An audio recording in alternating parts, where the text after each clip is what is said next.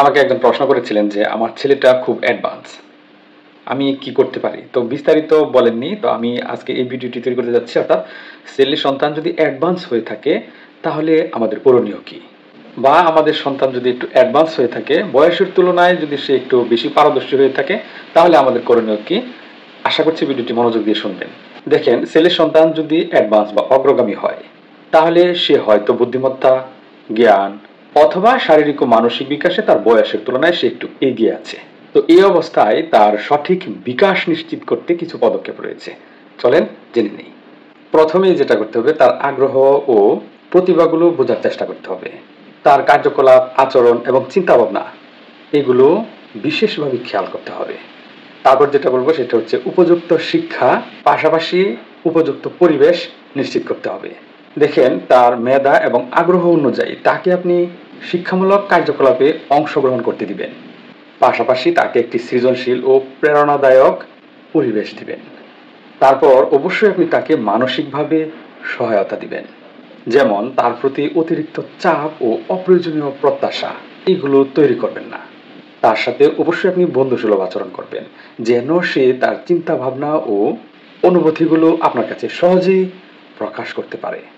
তারপর যেটা বলবো, আপনি অবশ্যই আপনার সন্তানকে সামাজিক দক্ষতা অর্জনের জন্য বিভিন্ন দলীয় কার্যক্রমে অংশগ্রহণ করতে দিবেন। আর সামাজিক দক্ষতা অর্জনের বিশেষ একটা গুরুত্বপূর্ণ দিক রয়েছে, সেগুলো হচ্ছে আত্মীয়তার সম্পর্ক সুন্দর রাখা। আত্মীয়ের বাড়িতে কিছুদিন পর বেড়াতে যাওয়া, বা কোনো আত্মীয়কে দাওয়াত দিলে তারা যদি আপনার বাড়িতে আসে, তাহলেও দেখবেন যে একটা সামাজিক পরিবেশ তৈরি হবে। আর সেখান থেকেই কিন্তু আমাদের সন্তানরা সামাজিকভাবে কিছু দক্ষতা অর্জন করবে।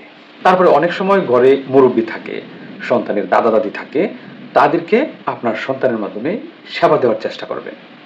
তাহলেও দেখবেন যে অনেক বেশি উপকৃত হবেন সামাজিক দক্ষতা অর্জনের ক্ষেত্রে। আরও একটি কাজ করবেন, তার সমবয়সী বন্ধু বান্ধব যে রয়েছে তাদের সাথে খেলাধুলা করতে দিবেন।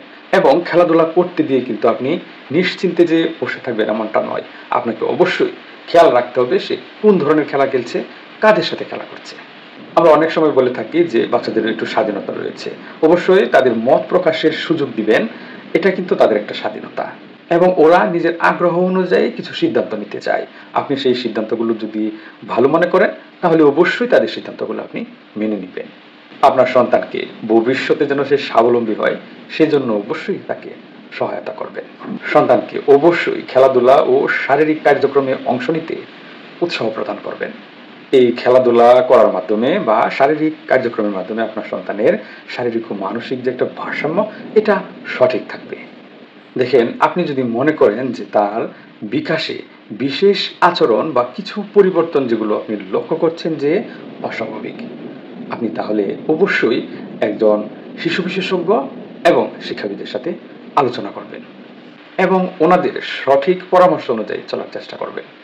সবশেষে যে কথাটা বলবো সেটা হচ্ছে, আপনার সন্তানের বিকাশ তার নিজস্ব গতিতে হতে দিন এবং তাকে ভালোভাবে বুঝতে সহায়তা করুন। দেখবেন এটি তার আত্মবিশ্বাস ও মানসিক শক্তি বাড়াতে সহায়তা করবে। আশা করছি ভিডিওটি আপনার ভালো লেগেছে। যদি ভালো লেগেই থাকে তাহলে অবশ্যই ভিডিওতে লাইক করবেন, কমেন্টস আপনার মূল্যবান মতামত জানাতে বলবেন না, ভিডিওটি শেয়ার করে অন্যকে দেখার সুযোগ করে দিবেন। পরবর্তীতে কী ধরনের ভিডিও চান অবশ্যই কমেন্টসে লিখে যাবেন। ভালো থাকবেন, সুস্থ থাকবেন এবং নিরাপদে থাকবেন। ধন্যবাদ সবাইকে।